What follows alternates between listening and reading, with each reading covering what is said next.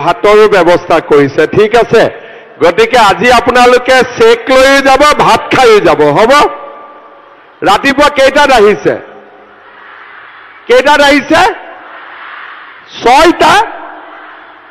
ছয়টা না সাতটা বাইদেউসকল কেইটাত আহিছে 5 আৰু 1 6 বাপৰে ৰাতিপুৱা ঘৰত চাহ জলপান কোনে বনালে ঘৰৰ মতা মানুহজনে চাহ খাব পালে নে নাপালে আজি নাই পোৱা সঁচাই কৈছে নে তেতিয়া হলে আজি অলপ ৰখি হলেও চেকখন লৈ যাব নহলে খুব জুকাব ঘৰত গলে যে চেক লব গৈছিলি কত চেক পালি বুলি হয় নে নহয় যি নহওক আজি এটা ভাল দিন এনেকৈ 31,000 মহিলা মা বাইদেউ খুৰী বৌ ভণ্টি একেলগেতো ইমান কেতিয়াও দেখা পোৱা নাযায় আজি আমাৰ সকলোৰে সৌভাগ্য যে আপোনালোকক একেলগে আমি দেখা পালো মোৰ লগত একেলগে কব ভাৰত মাতা কি নৰেন্দ্ৰ মোদী পদ্ম হাজৰিকা বহুত বহুত ধন্যবাদ আঁচনিৰ পুঁজি আমি বিতৰণ কৰিলো আৰু শোণিতপুৰ জিলাৰ দুটা সমষ্টিত এতিয়ালৈকে আমাৰ বিতৰণ হৈ গ'ল ঢেকিয়াজুলি আৰু নদুৱাৰ পৰৱৰ্তী সময়ত আমি ৰাঙাপাৰা বৰছলা আৰু তেজপুৰ সমষ্টিটো পুঁজি বিতৰণৰ ব্যৱস্থা হাতত ল'ম আমি জুবিন গাৰ্গৰ মই আজি আৰু আপোনালোকক দুৰ্ঘটনা বুলি কোৱা নাই জুবিন গাৰ্গৰ হত্যাকাণ্ডৰ চাৰ্জশ্বিট আমি 17 ডিচেম্বৰৰ আগতে দিব লাগে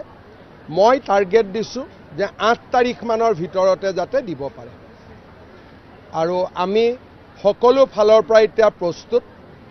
বিদেশত যদি কিবা ঘটনা হয় চাৰ্জশ্বিট দিয়াৰ আগতে গৃহ মন্ত্ৰালয়ৰ এটা অনুমোদন লাগে কালি মই গৃহমন্ত্ৰী অমিত শ্বাহ ডাঙৰীয়াকো সাক্ষাৎ কৰি আহিছোঁ যাতে আমি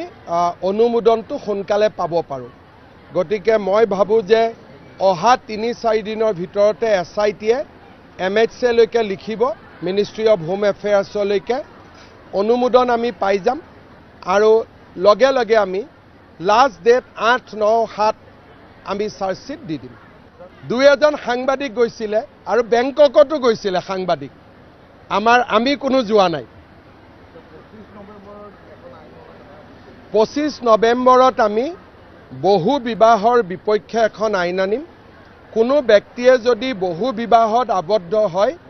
7 বছৰ সশ্ৰম কাৰাদণ্ড হ'ব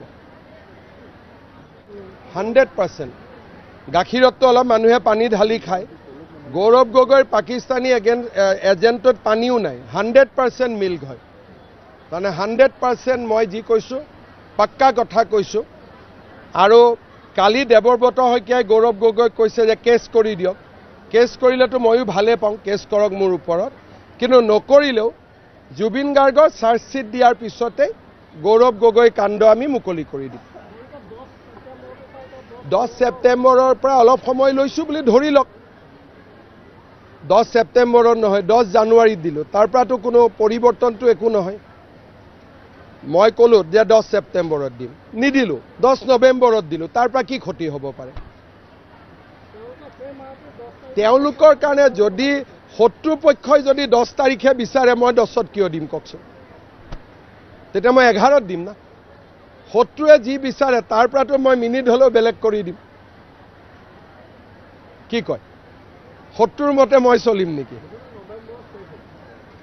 নহয় প্ৰথম জুবিন গাৰ্গৰ চাৰ্জশ্বিট দিয়াৰ আগতে এইবিলাক কথাত গ'লে মানুহে বেয়া পাব জুবিন গাৰ্গক ন্যায় প্ৰদানৰ প্ৰক্ৰিয়াটো পুলিচে সমাপ্তি কৰাৰ পিছত গৌৰৱ গগৈ অশোক সিংহালৰ মাটি আছে নাই মই নাজানো কিন্তু সমাধিত আমি 10 বিঘা মাটি দিছোঁ ভূপেন হাজৰিকাকো তেনেকৈ দিছিলোঁ আৰু আমি দুইটাৰ ক্ষেত্ৰত এটা সামঞ্জস্য ৰাখিছোঁ যে ডক্টৰ ভূপেন হাজৰিকা হওক জুবিন গাৰ্গ হওক সম পৰ্যায়ত যাতে আমি মাটি দিব পাৰোঁ আৰু সিমানে মাটি আমি দিছোঁ কিন্তু মাটিৰ সোঁফালে কোন আছে বাওঁফালে কোন আছে এইটো মুখ্যমন্ত্ৰীয়ে কিয় চাব সেইটোতো চোৱা মোৰ কাম নহয় কিন্তু